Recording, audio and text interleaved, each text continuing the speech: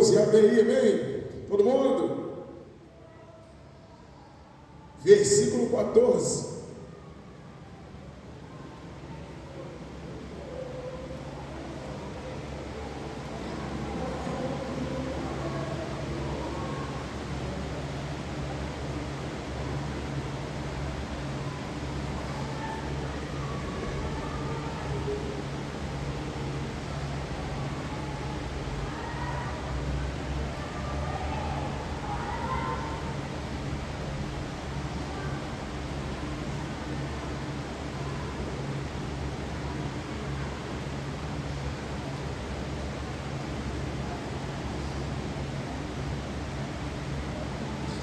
Todo mundo?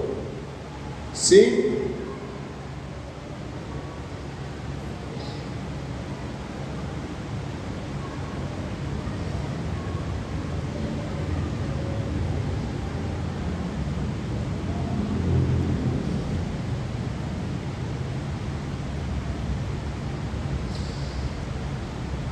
Versículo 14.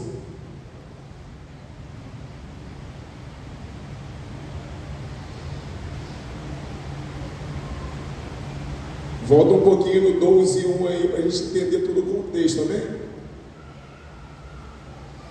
Vamos frisar novamente o que foi ensinado.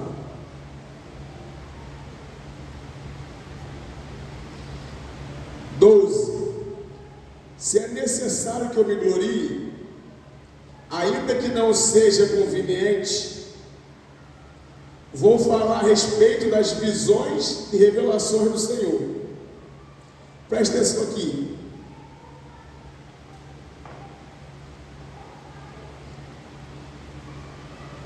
Você vê que no 11, Paulo termina falando de, se tiver que se gloriar, glorie-se no Senhor.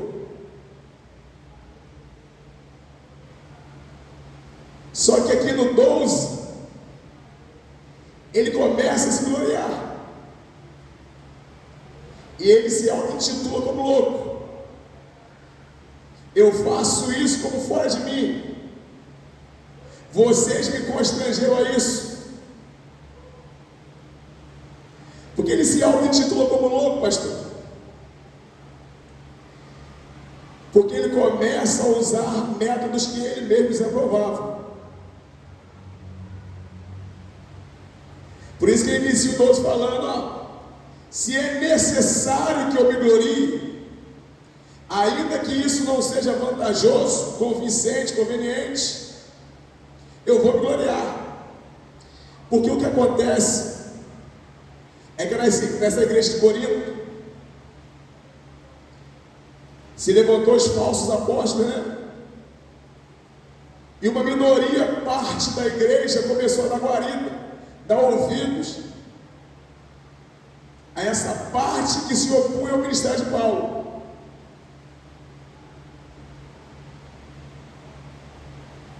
Então Paulo é constrangido a colocar na mesa as suas próprias credenciais,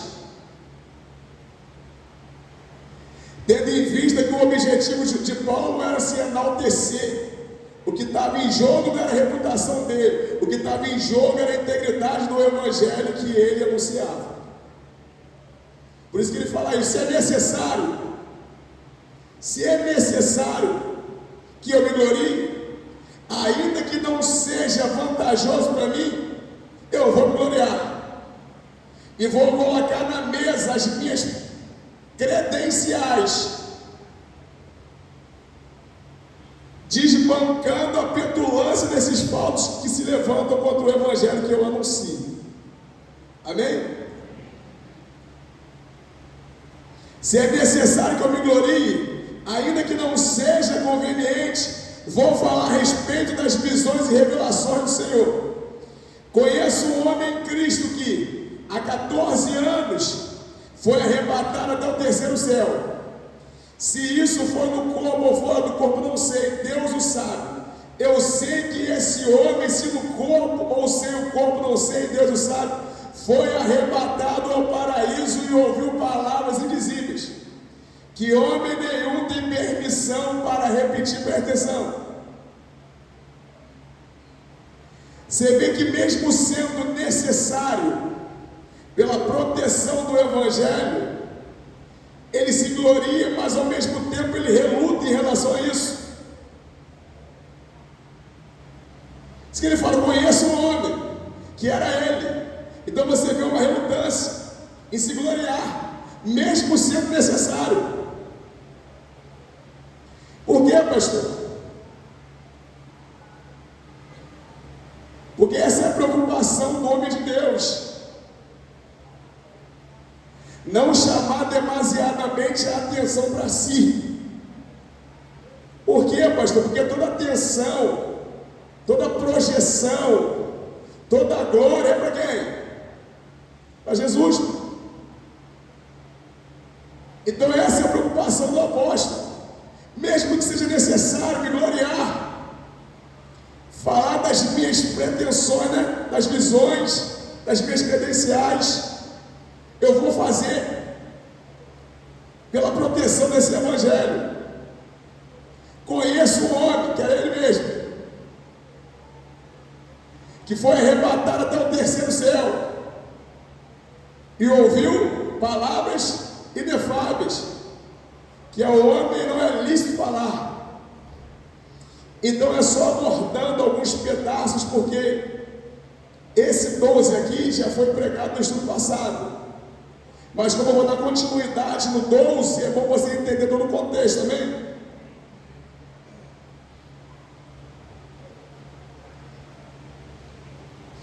Foi arrebatado ao paraíso e ouviu palavras indizíveis que homem nenhum tem permissão para repetir. Desse eu me gloriarei, não porém de mim mesmo, mas não usando as minhas fraquezas. Pois se eu vier a gloriar-me, não serei louco, porque estarei falando a verdade. Mas evito fazer isso para que ninguém se preocupe comigo, mais do que vê em mim ou do que ouve de mim.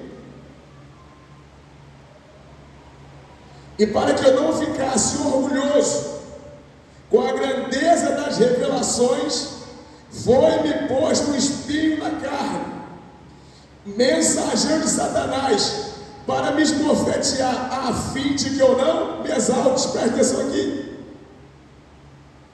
Então ele fala dessa grandiosa experiência, em que ele foi arrebatado até o terceiro céu. É isso?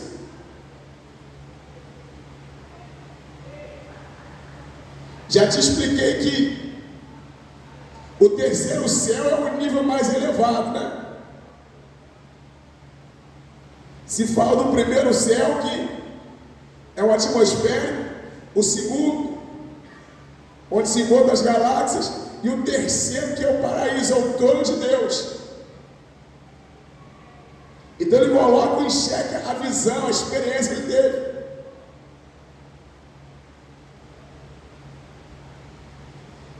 Imagina se é chegar ao paraíso,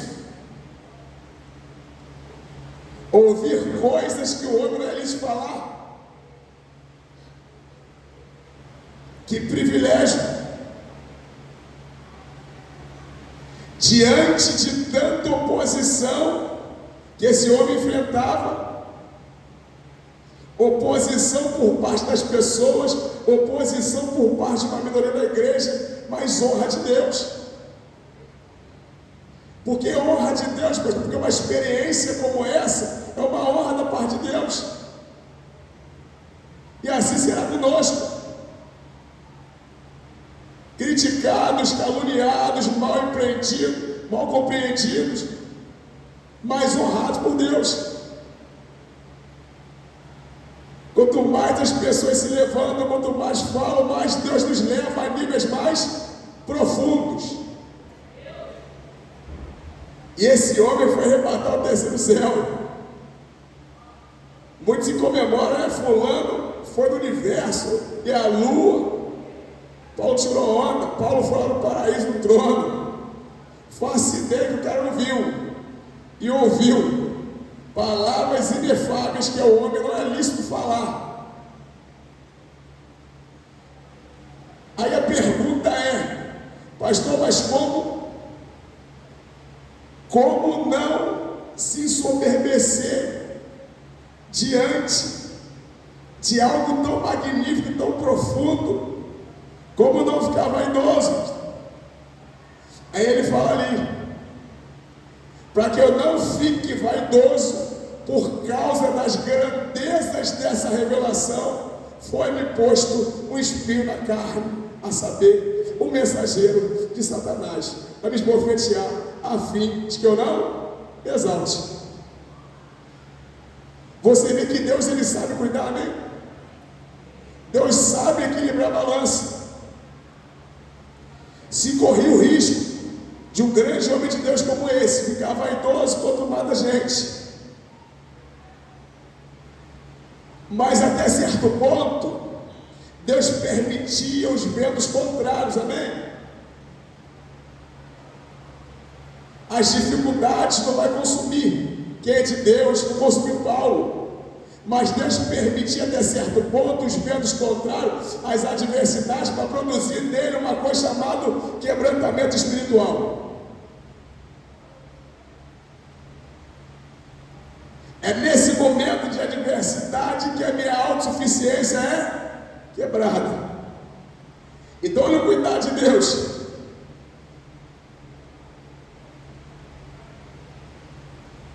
Deus não permitia destruição. Não era Deus que causava também os problemas, as adversidades, porque a origem está ali com o mensageiro de quem? De Satanás. Mas até certo ponto, Deus usava aquela adversidade para fazer com que Paulo ficasse sempre prostrado, quebrantado, confiando em Deus, não na própria capacidade. Você entende como Deus sabe equilibrar a balança? Como Deus sabe cuidar? Como Deus sabe forjar, moldar?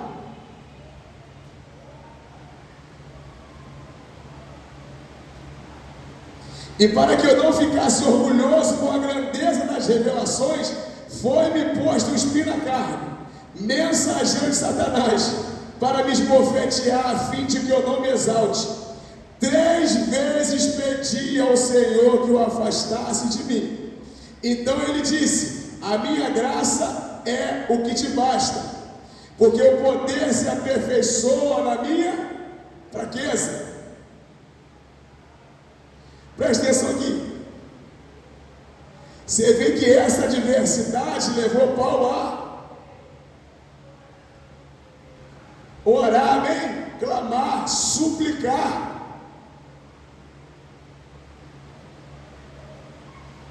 A depender de Deus, de tal modo que 3 vezes clamei ao Senhor por socorro, para que eu afastasse de mim. Aí Deus fala com Paulo,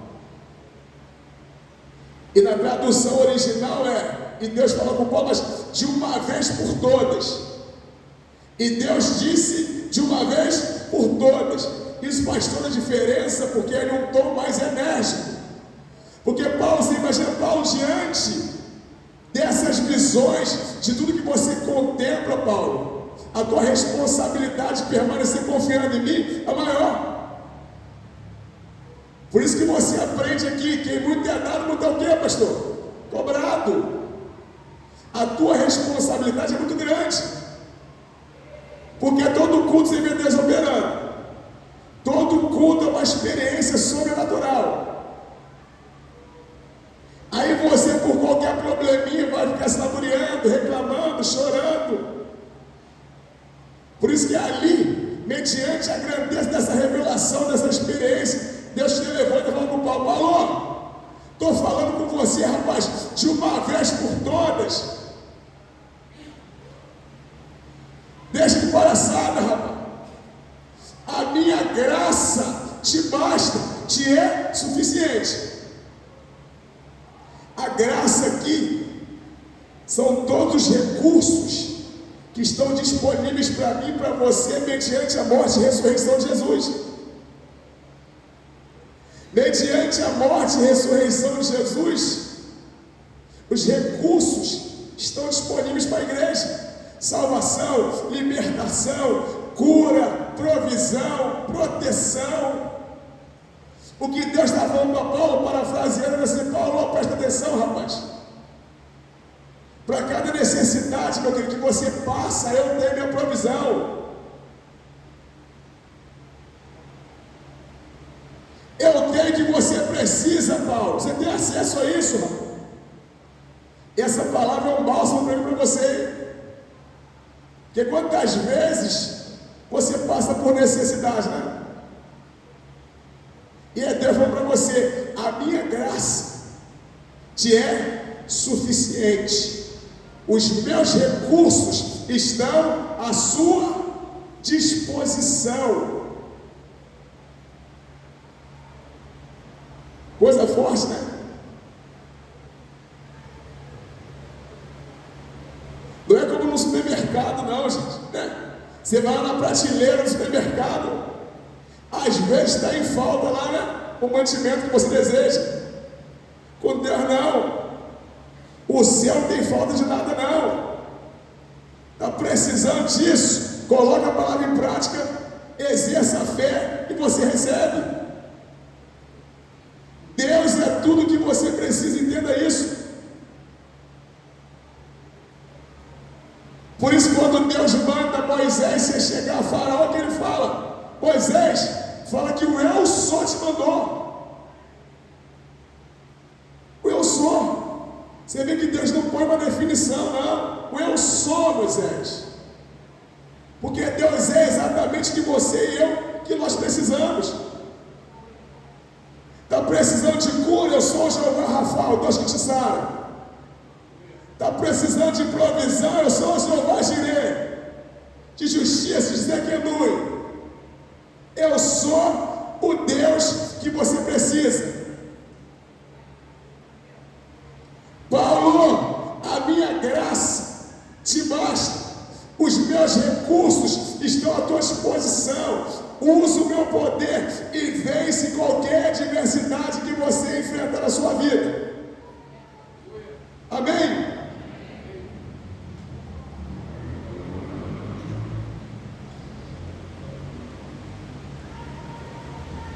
Aí depois dessa dura, a visão de Paulo muda. Olha só: de boa vontade, pois mais me gloriarei nas fraquezas, para que sobre mim repouse o poder de Cristo. Por isso, sinto prazer nas fraquezas, nos insultos, nas privações, nas perseguições, nas angústias, por amor de Cristo, porque quando sou fraco, então é que sou forte. Entende? Que o problema levou Paulo a se prostrar, a não confiar na força do braço e buscar a Deus. E quando ele busca a Deus, a visão dele muda. A visão muda. Porque ele estava se lamuriando pelos problemas. Então ele fala: rapaz, a minha graça te basta. Aí a visão dele agora: então de boa vontade, então me gloriarei nas fraquezas, nas injustiças, nas calúnias. Sinto prazer, olha só, gente. Porque quando sou fraco, aí que sou forte. E você precisa entender isso. Fraco aqui é no sentido de dependência. Sentido de dependência. Quando você se coloca na dependência de Deus e não confia na sua capacidade humana, aí é que você é forte. Isso que ele entendeu.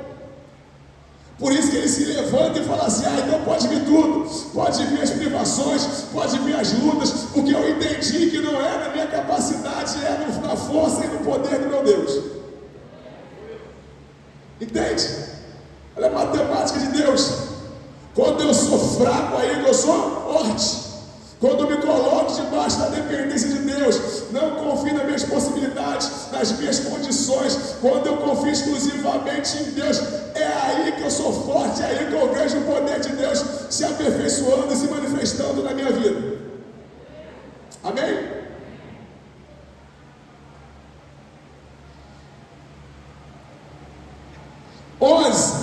Fiz-me louco, mas vocês me obrigaram a isso, viu?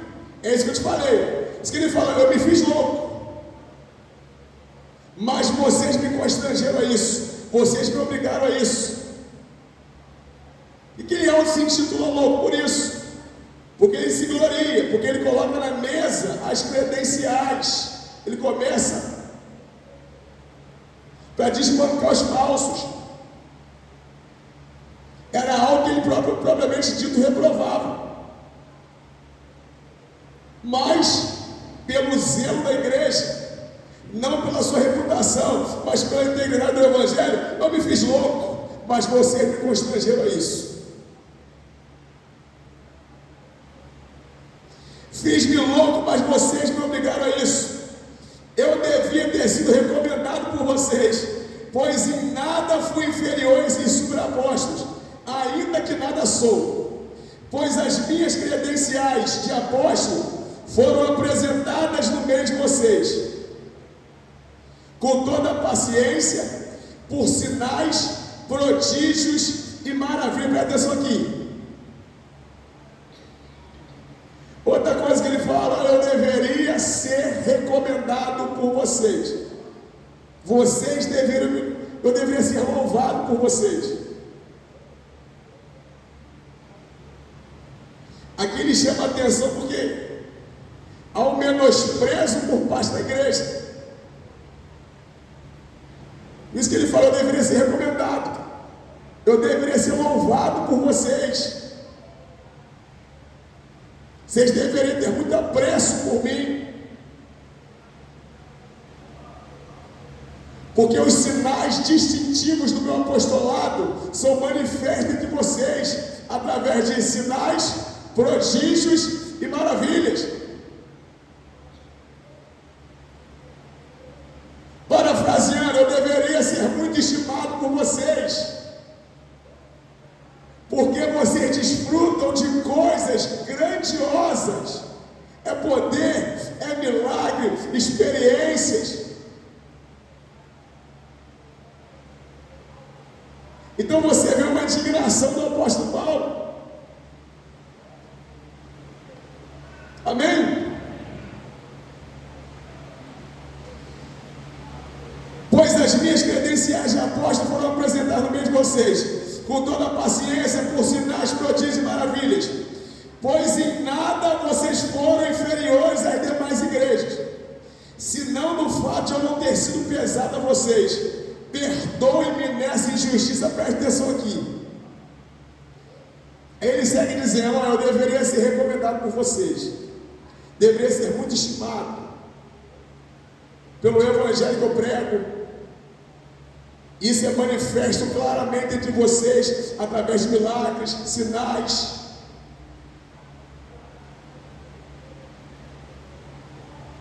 Aí ele pergunta, em que eu tenho sido inferior aos superapóstolos? Aí eu pergunto para você, em que você tem sido inferior às demais igrejas? Aí ele fala assim, tem uma coisa que eu confesso, nós temos sido inferiores aos superapóstolos. Uma coisa, o que é? O simples motivo que eu não fui pesado a vocês, não sobrecarreguei vocês financeiramente falando, e por essa injustiça, me perdoa. Você é forte. Como hoje, gente, naquela época, já existiam as pessoas que queriam se aproveitar da fé alheia, amém? Esse Paulo está sendo tão claro. Uma coisa, eu fui inferior, peço até perdão por essa injustiça, por não ter sido pesado para vocês financeiramente falando, Me perdoa por isso. Preguei o evangelho genuíno, o evangelho puro, o evangelho de poder, de milagre, de manifestação da glória de Deus, e não cobrei nada por isso. Por essa injustiça eu te peço perdão. Nisso eu fui inferior aos demais apóstolos.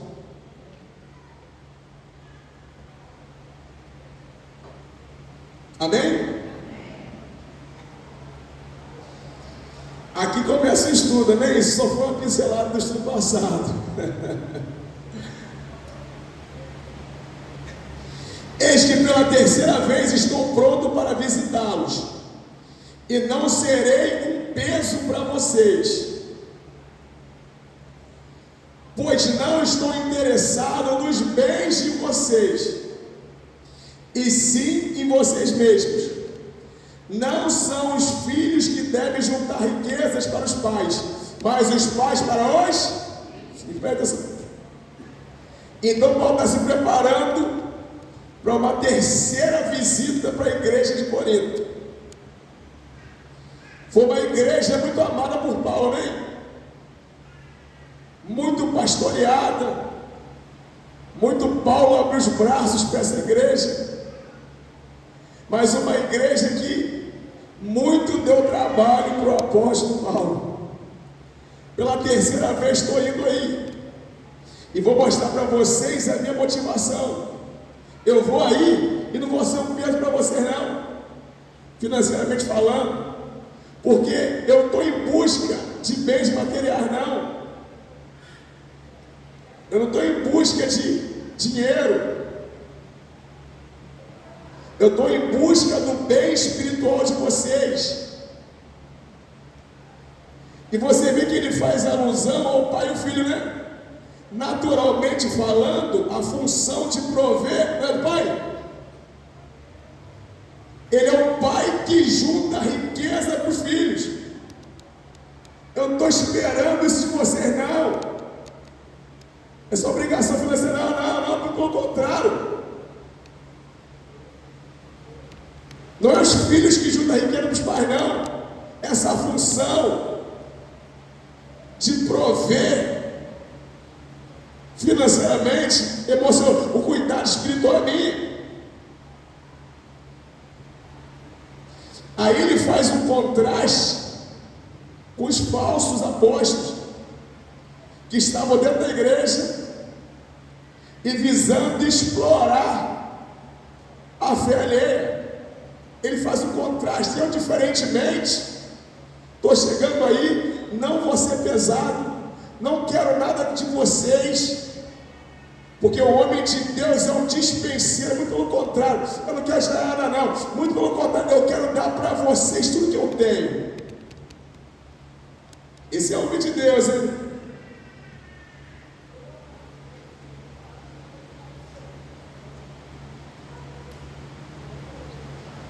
Não serei um peso para vocês, pois não estou interessado nos bens de vocês, e sim vocês mesmos. Não são os filhos que devem juntar riqueza para os pais, mas os pais para os filhos. 15. Eu de boa vontade gastarei e me deixarei gastar em favor de vocês. Presta atenção. Gente, isso aqui é precioso demais. Eu de boa vontade gastarei e me deixarei gastar por vocês. Aqui uma realidade que eu preciso falar para você, preste atenção nisso.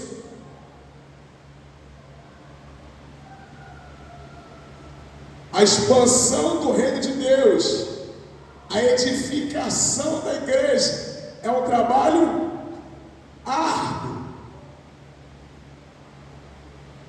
Trabalho árduo. Sabe qual é o problema hoje? As pessoas não querem dobrar as manguinhas, colocar a mão no arado com afinco e firmeza. Por isso que Paulo fala, em outra tradução afirma assim: eu gasto tudo por vocês, incluindo os meus recursos e até mesmo a minha vida, o meu vigor, tudo.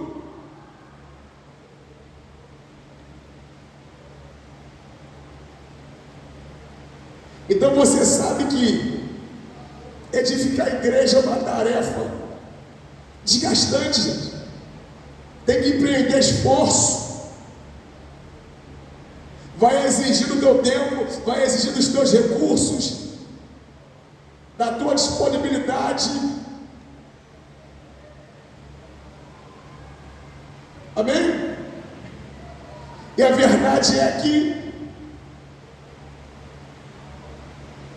muitos não estão dispostos a isso. Por isso que grande é a seara, mas os trabalhadores de fato são poucos. Por isso que você vê o apreço que Paulo tem por Timóteo. Porque Timóteo era um camarada que estava comprometido, zeloso pela causa de Deus. E uma carta aos Filipenses, Paulo fala assim: olha só, eu estou procurando enviar depressa Timóteo, porque sinceramente eu não tenho ninguém, não tenho nenhum outro com o mesmo sentimento, com o mesmo zelo que Timóteo tem. Os demais só se preocupam com os próprios interesses e não com o que é de Cristo. Por isso eu apreço por Timóteo. Timóteo não. Timóteo é comprometido com o reino. Timóteo é comprometido. Timóteo perde para o outro ganhar. Timóteo está disposto a gastar a própria vida em prol do reino de Deus. Esse é meu filho amado, Timóteo.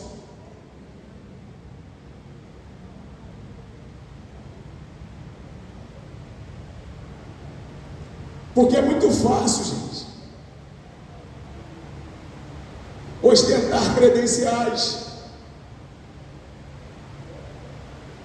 Muito fácil. Você vê muito homem de Deus hoje, assim como naquela época, com essa preocupação só ostentar credenciais. Muito fácil. Quero ver você dobrar as manguinhas, colocar a mão no arado, trabalhar de uma forma exaustiva para que o reino de Deus expanda.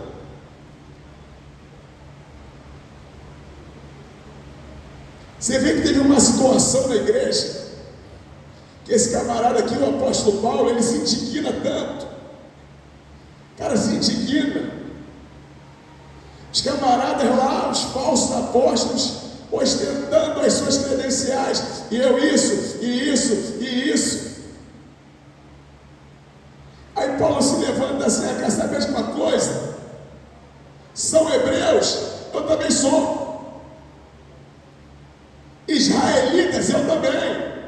Descendentes de Abraão, eu também. Sou ministro de Cristo, eu falo como fora de mim. Eu, muito mais. Aí ele começa a dar longa lista do currículo dele. Aí ele começa a falar: eu muito mais, em trabalhos, em aflições, em cadeias, fui apedrejado, sofri naufrágio, quarentena de açoites. Ele começa a mostrar o currículo dele, tudo que ele sofreu. Porque ele estava falando assim para os falsos, parafraseando: rapaz, mostrar credenciais é muito fácil. Eu quero ver até onde você está disposto a sofrer pelo reino de Deus. Está aqui, ó, açoite, aflição. Eu trago no meu corpo as marcas que eu pertenço a Jesus Cristo. Portanto, que ninguém me moleste, que ninguém me questione. Eu trago no meu corpo as marcas de que eu pertenço a Jesus Cristo. Muito forte, né? Ao currículo. Eu quero ouvir você provar que ama a Deus, obedecendo a Deus e se colocando à disposição do reino para sofrer e, se for preciso morrer, se entregar.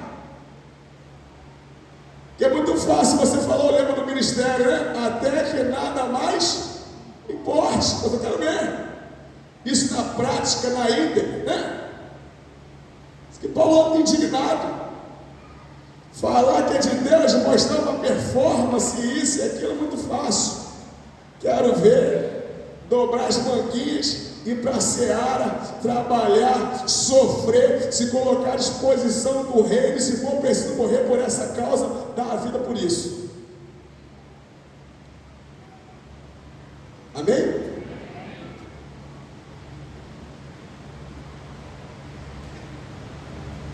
Eu de boa vontade gastarei e me deixarei gastar em favor de vocês. Se eu os amo cada vez mais, será que vou ser amado cada vez menos? Presta atenção nisso aqui. Que realidade! Presta atenção. Essa é uma realidade que o homem de Deus passa. Você vai se desgastar, vai se dar ao máximo, e em troca recebe muitas das vezes pelos preços. Indiferença. As pessoas não darão valor. Isso que Paulo está falando. Se eu me desgasto tanto, eu vou receber pouco amor. Se eu dou muito, eu vou receber pouco. Por isso, é uma realidade. O homem de Deus vai se dar muito, vai se desgastar, e vai dar a vida, e vai comprar a briga. E tem que estar pronto para não ser reconhecido pelas pessoas. Vai dar muito, vai receber muitas vezes menosprezo, vai dar muito, vai receber crítica, vai dar muito, vai receber calúnia. E aí?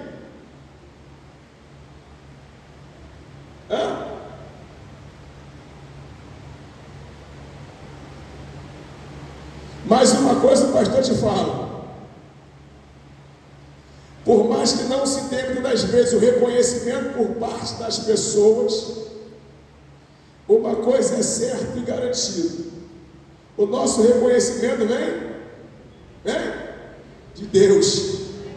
Vai chegar aquele dia que eu vou estar diante, do meu Jesus, encontrar com Ele. Imagina essa cena.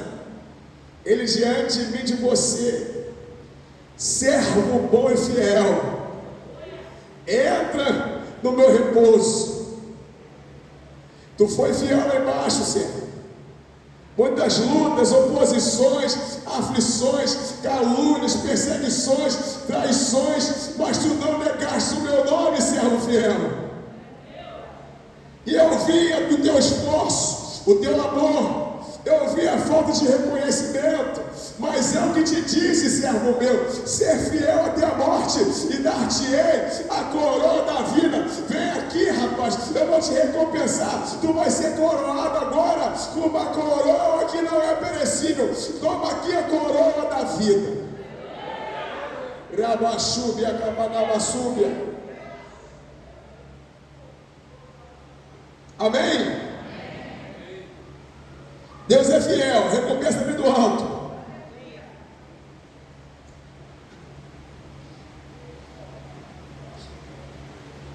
Eu de boa vontade gastarei e me deixarei gastar em favor de vocês. Se eu os amo cada vez mais, será que vou ser amado cada vez menos? Seja como for, eu não fui um peso para vocês. No entanto, sendo astuto, eu os prendi com astúcia. Será que eu explorei vocês por meio de alguém que lhes enviei? Pedi a Tito que fosse até aí e mandei com ele outro irmão. Será que Tito explorou vocês? Não é verdade que temos andado no mesmo espírito, não seguimos nós as mesmas pisadas? Aí ele pergunta para a igreja: será que algum dos meus colaboradores, será que alguém explorou vocês? Será que Tito explorou? Não temos eu e Tito caminhado na mesma pisada, seguindo a mesma fé, o mesmo legado, o mesmo propósito?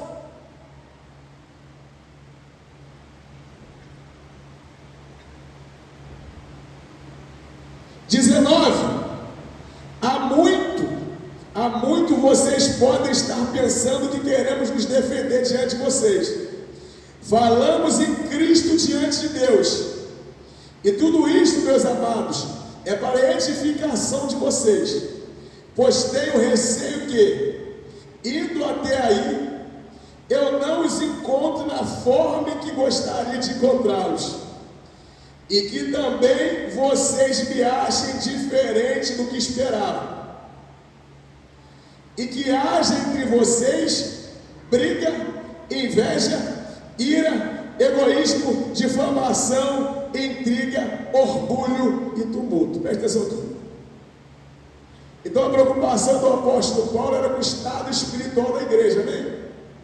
Por isso que ele fala assim, ó, eu receio, eu tenho uma preocupação de chegar até aí e encontrar vocês de uma forma totalmente diferente do que eu queria ter visto. O receio de Paulo era chegar na igreja e encontrar a igreja com uma situação espiritual deplorável. Você vê que a preocupação do homem de Deus é com a sua vida espiritual. A minha preocupação é essa, a sua vida espiritual, e não propriamente os seus problemas em si. Por quê, pastor? Porque eu sei que se você tiver com a tua vida espiritual em dia, bem espiritualmente, fortalecido em Deus, você vai vencer os teus problemas. Entende isso? Por isso que essa era a preocupação de Paulo, o estado espiritual da igreja, e é a minha, e tem que ser a sua. Porque é de suma importância o seu estado espiritual para que você vença os problemas. Porque problema, gente, você vai ter até tu morrer. Agora, fator predominante para você vencer as adversidades está com a tua vida espiritual em dia, está fortalecido em Deus. Porque aí no dia que a adversidade vier, tu exerce fé em Deus e vence.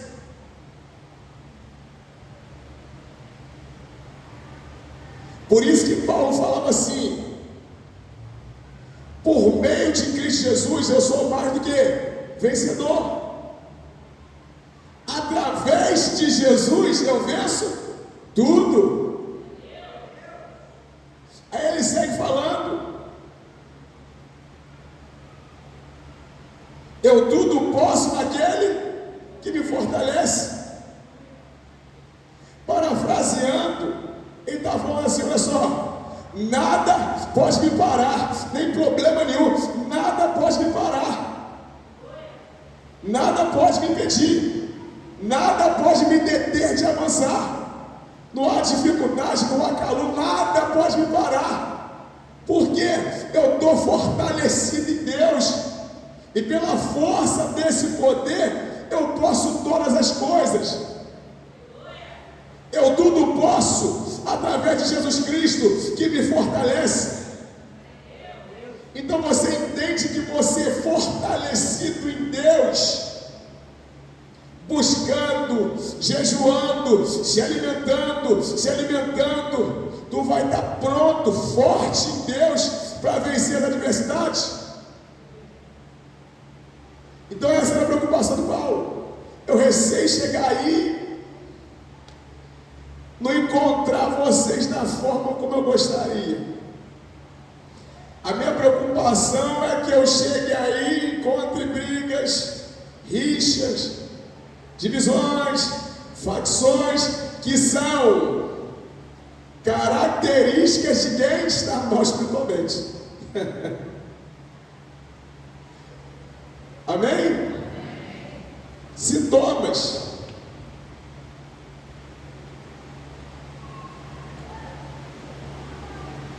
Viu? Preste atenção nisso.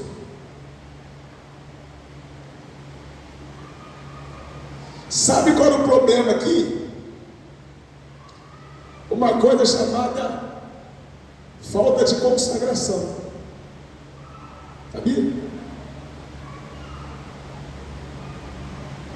O que gera muito problema na igreja, pastor? Falta de consagração.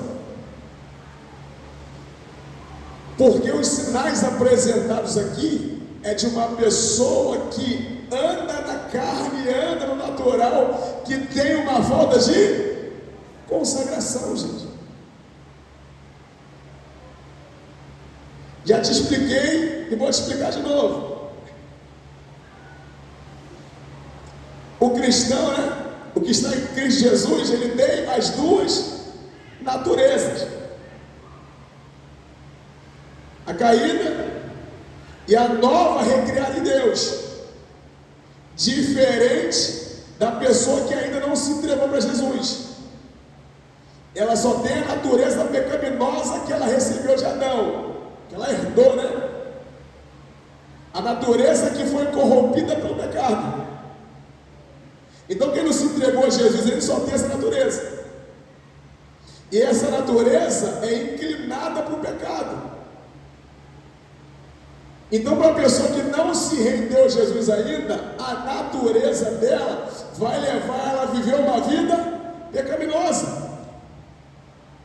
Não tem como fugir disso, porque é a essência dela, é a natureza dela. Vai levar ela a viver uma vida que desagrada quem? A Deus. Por isso que a proposta do Evangelho não é para de beber, para disso, para daquilo. A proposta do Evangelho é que você se renda a Jesus Cristo e Ele te dê uma nova natureza, faça você nascer de novo, transforme o seu coração, te dê uma nova natureza recriada em Deus. E com essa natureza fortalecida e alimentada através da palavra, você consegue andar de uma forma que agrade a Deus. Agora, uma coisa eu tenho que te explicar. O cristão tem as duas naturezas.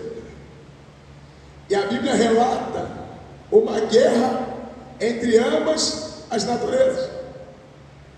Você vai ver lá a Bíblia falando: a carne milita contra o espírito milita contra a carne. Então é uma guerra constante entre a nova e a velha, buscando exercer domínio sobre a tua vida. E quem prevalece nessa disputa, pastor? Quem você alimenta mais. Quem você alimenta mais, prevalece.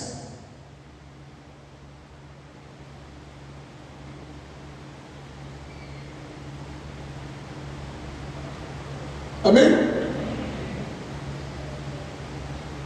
Importante frisar que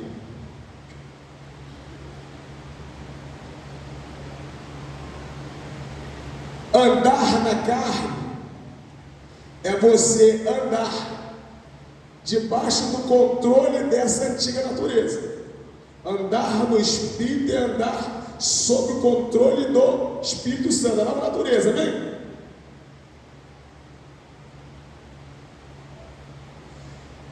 Andar na carne é andar no natural.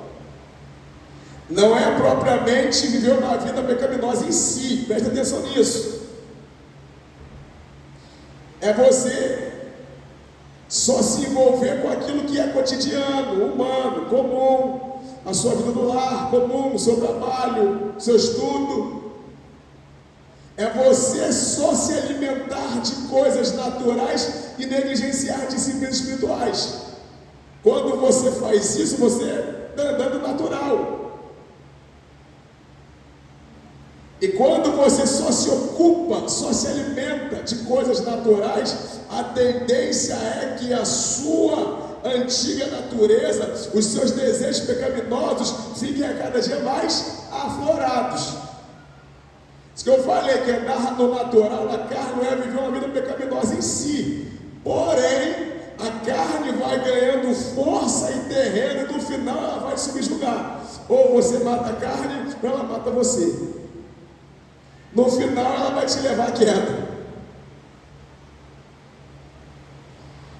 Por isso que Paulo, ele fala dessa luta. Ele fala assim: eu esmurro o meu corpo. Isso não é literal não, gente. Ele não está se batendo não, se autoflagelando não. Quando ele fala eu esmurro o meu corpo, ele está falando eu mato a minha carne, minha natureza caída. Através da nova natureza eu subjugo a minha carne, de tal forma que eu não faço o que eu quero, mas sim o que Jesus Cristo quer que eu faça. Eu esmurro meu corpo e faço dele meu escravo, para depois de haver pregado a outros, eu mesmo não seja desqualificado. Então, quando você começa a andar na carne, no natural, debaixo dessa governança da sua antiga natureza, você começa a apresentar frutos, sinais, características. Você vai ver que a pessoa fica mais sem paciência, com mais dificuldades de confiar em Deus, mais preocupado, né? Você vai apresentando características, e à medida que a carne vai ganhando mais força, aí isso vai se intensificando, até você entra na prática pecaminosa. Porque na contramão, quem anda nessa nova natureza, né, governado pelo Espírito, você vê que também apresenta características e sinais. Quem está andando na carne apresenta rixa, confusão, imoralidade sexual, espírito faccioso. Aí na contramão, quem anda no Espírito, olha os frutos, pastor, as evidências: alegria, paz, longanimidade, domínio próprio. Amém? Então, conselho que o pastor te dá: cresça em Deus, fortaleça a sua nova natureza, viva uma vida de consagração. Mate a sua carne, trate ela em rédea curta, senão ela mata você. Amém?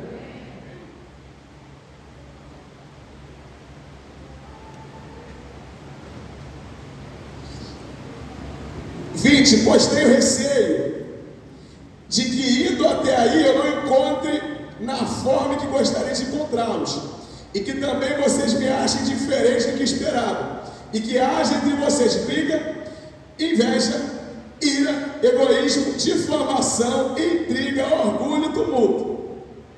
Tenho receio de que, indo outra vez, o meu Deus me humilhe diante de vocês, e eu venha chorar por muitos que no passado pecaram e não se arrependeram da impureza, da imoralidade sexual e da libertinagem que praticaram. 13. Esta é a terceira vez que vou visitá-los. Por boca de 2 ou 3 testemunhas, toda a questão será decidida. Presta atenção aqui. Pega esse princípio aqui, para você saber decidir, julgar questões. Se todo mundo aderisse esse princípio aqui,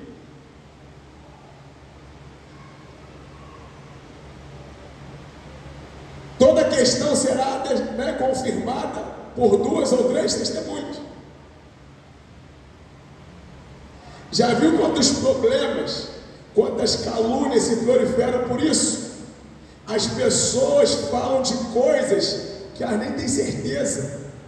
Muitas das vezes ela não apura o fato, não. Muitas das vezes são boatos. Ela nem sabe se é verdade, tem nem testemunho para aquilo.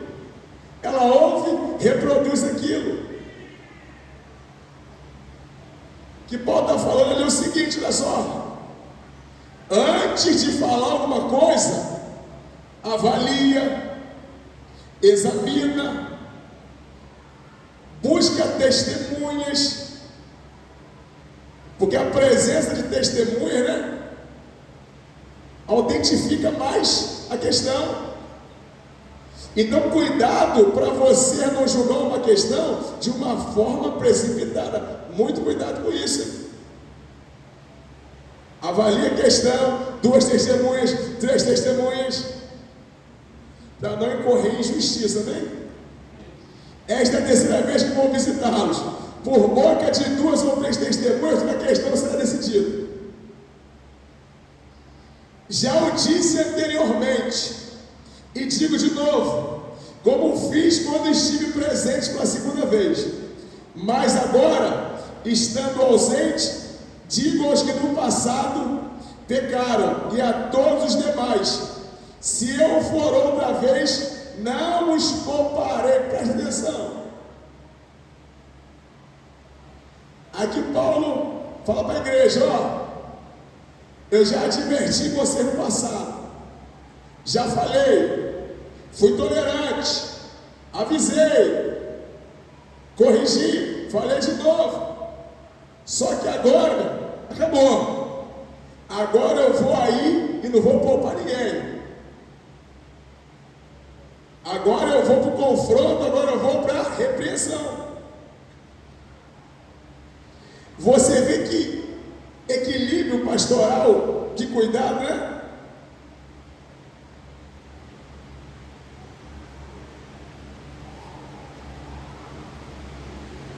Você vê que você vai ver Paulo muitas das vezes encorajando, você vai ver Paulo amparando, você vai ver Paulo repreendendo. É o que muito não se vê hoje, gente.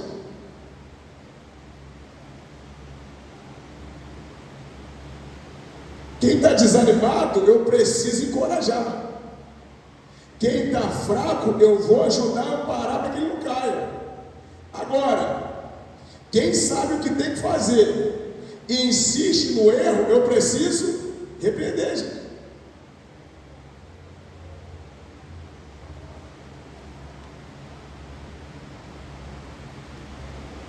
Ah, pastor, mas a pessoa não vai gostar, mas tem que ter repreensão. Aí a pessoa fala assim: ah, mas o medo de você confrontar, de você repreender, porque a pessoa pode sair da igreja, ela pode se perder. É, mas se eu não repreender, ela vai ficar dentro da igreja perdida, e aí?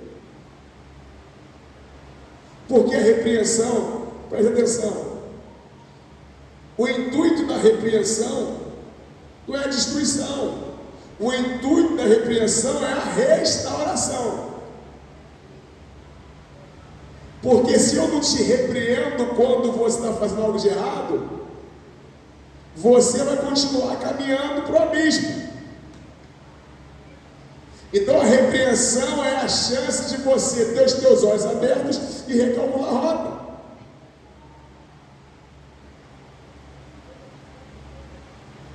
Hoje pouco se vê uma mensagem, né, de confronto. É muito mais fácil uma mensagem que seja palatável, agradável, né? Que massageie o ego, né? Que Deus vai abrir e que, né? Só que você vai ver os apóstolos em Atos. Pedro acaba de operar em Deus, Pedro e João: eu não tenho ouro, eu não tenho prata, mas o que eu tenho, isso te dou, em nome de Jesus, levanta e anda. Aí levanta e tal, aí, meu, diante de um milagre desse, a multidão começa a aglomerar ao redor dos caras. Aí você vai ver a pregação de Pedro, meu Deus. Aí Pedro começa. Olha só, o negócio é o seguinte: vocês mataram o autor da vida, Jesus Cristo. E isso, vocês o crucificaram. E agora eu falo uma coisa para vocês: se arrependa e se converta, para que na presença do Senhor venham tempos de refrigério. A pregação, ao confronto. Você está no pecado, rapaz, se arrependa. Você crucificou Jesus, e isso, peça perdão aos seus pecados, se arrependa. Porque quando você se arrepender, aí vai vir da presença do Senhor tempos de refrigério, né?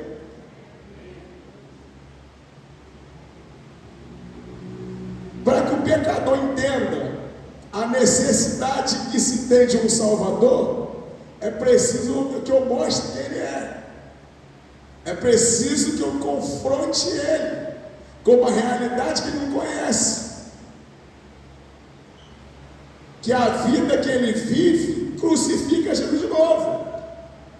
A vida que Ele vive é como se Ele dissesse assim, parafraseando: tudo que Jesus fez para mim não valeu de nada. Porque se Jesus morreu para me libertar desse estilo de vida vazio que eu vivi, eu continuo vivendo do meu jeito. É como se eu dissesse: Jesus para mim não valeu de nada. Então eu vou precisar te confrontar, rapaz. Você não é o que você acha. Você se acha bom, só que isso e aquilo, a tua vida é pecaminosa, e isso, você vive de uma forma que agrada a Deus e tal, e Deus quer transformar a tua natureza. Você sozinho não consegue, mas fica tranquilo, se arrependa, se converta, se renda a Jesus, e depois disso virá um dia de refrigério. Estou terminando, né?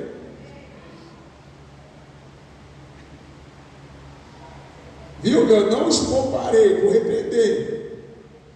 3. Visto que vocês buscam provas de que Cristo fala por mim, Ele não é fraco quando trata com vocês, pelo contrário, é poderoso entre vós. Presta atenção aqui.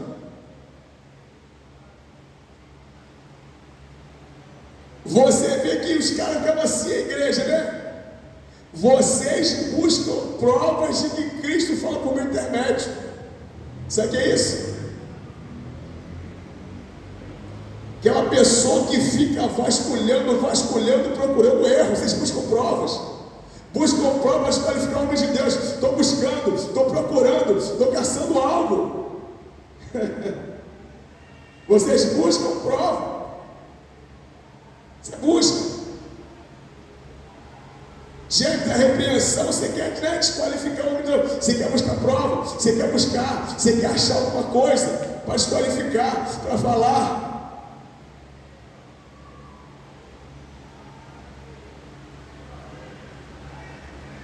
Vamos ler isso de novo. Visto que vocês buscam provas, se de Cristo fala por mim. Se a Cristo fala por esse cara mesmo, busca prova. Vamos vasculhar. A resposta de Paulo 4, no 3, né? Visto que vocês buscam provas de que Cristo fala em mim, Ele não é fraco quando trata com vocês, pelo contrário, é poderoso entre vós. Só que uma coisa, vocês buscam provas, né? Se Jesus fala por meu intermédio, só que uma coisa eu digo: Ele não é fraco para com vocês, muito pelo contrário, é poderoso entre vós. Então um sinal Ele dá, presta atenção: se Jesus Cristo fala por meu intermédio, uma coisa vai se notar na tua vida: o poder de Deus se manifestando entre vós. Que adianta, gente? Missionário sempre fala isso. Diante do fato não há argumento. E essa sou eu que falo. O maior argumento para silenciar os críticos é o paralítico andando. Era assim com Jesus. Jesus pregava e os camaradas ficavam questionando, criticando, e isso e aquilo. E depois ele ia, orava, o cego enxergava. O melhor argumento para silenciar os críticos: cego enxergando, paralítico andando, poder de Deus se manifestando na terra e o reino de Deus sendo povoado. Amém? Glorifica a Deus. Terminei não, vou terminando já, vamos lá. Ele não é fraco quando trata com vocês, pelo contrário, é poderoso entre vós. Porque de fato foi crucificado em fraqueza, mas vive pelo poder de Deus, porque nós também somos fracos nele, mas viveremos com ele, pelo poder de Deus, para o bem de vocês. Preste atenção aqui. Você vê que Jesus Cristo é a nossa maior referência, né? Então aqui O apóstolo está sendo questionado. Será que Cristo fala por meio dele? Vou buscar ocasiões para isso. Vou vasculhar a vida desse camarada. Será que Cristo fala por meio dele? Aí ele fala, ó, no meio de vós, se trata com poder, a operação do poder de Deus. Ele fala, e de fato, aí ele fala no momento da crucificação de Cristo, né? Ele foi crucificado em fraqueza. Presta atenção nisso. Aqui ele lembra o momento da crucificação. Por isso eu falei que Jesus é a nossa maior referência. Porque Paulo estava sendo questionado, né? Se Jesus falava por ele, se ele era de Deus. Aí ele lembra do exato momento em que Jesus Cristo estava sendo crucificado. E talvez foi o momento em que Jesus também foi mais questionado. Está na cruz, salvou um monte, porque não salva a si mesmo. Desce da cruz e creremos em ti, Filho de Deus, coisa nenhuma. Se fosse Filho de Deus de verdade, não estava nessa condição. Se fosse de Deus, eles não sabiam, mas era o propósito de Deus. Ali Jesus estava comprando de volta a raça humana, pagando pelos nossos pecados, alcançando por nós uma eterna redenção. Só que naquele momento ali, de fraqueza, de adversidade, se intensificaram mais os questionamentos. Imagina, Filho de Deus, desce da cruz, creremos em ti.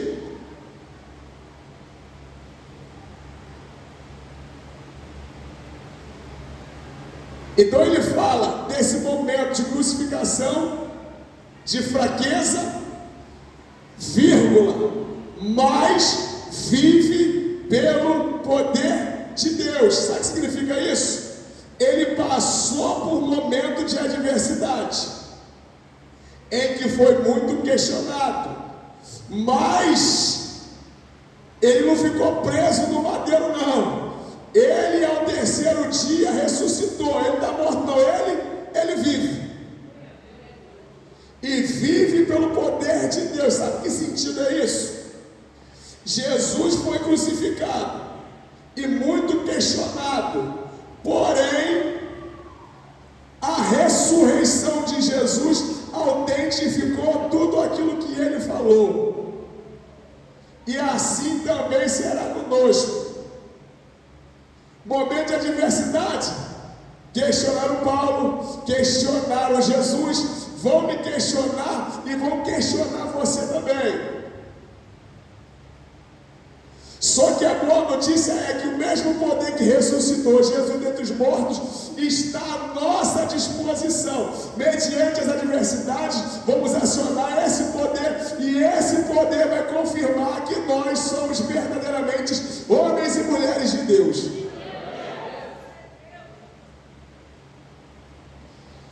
Porque de fato foi crucificado em fraqueza, mas vive, ele vive. Ele ressuscitou, mas vive pelo poder de Deus. Aí ele fala para a gente agora, porque nós também somos fracos nele, passando por meio da adversidade, mas semelhantemente como foi com Jesus, mas viveremos com ele, pelo poder de Deus, para o bem de você, viu? É forte isso. Como aconteceu com Jesus, questionaram ele, mas a ressurreição mostrou que ele era de verdade. E no dia que o problema vier, que a adversidade chegar, vamos acionar o poder de Deus e todos saberão que Deus é por nós. O 5 para me terminar. Examinem-se para ver se realmente estão na fé. Prove a si mesmo, presta atenção. Agora Paulo devolve a batata quente, porque as pessoas estavam assim, vasculhando algo nele, vasculhando. Ele falou assim: rapaz, examina você, parafraseando, toma conta da tua vida. Deixa de ficar me olhando, Deixa de. Examina você mesmo. Deixa de olhar para o outro. Deixa de olhar para o cisco no olho do outro e olha para a trave que está no seu. Examina você mesmo para ver se você realmente está na fé. Examine-se para ver se realmente estão na fé. Provem a si mesmo. Ou não reconhecem que Jesus Cristo está em vocês, a não ser que já tenham sido reprovados. Mas espero que reconheça que nós não fomos reprovados. Amém? Examine você mesmo. Olha para a tua vida. Busque confirmação se de fato você está na fé, se você está em Deus. Cuide zelosamente da tua vida espiritual. Viva uma vida de consagração. Vão te questionar, vão me questionar, vão te caluniar. Não tem problema. No dia da adversidade manifestaremos o poder de Deus. E vai ficar provado para todo mundo que Jesus Cristo é o Senhor da nossa vida. Aplauda Jesus, amém? Diga glória a Deus.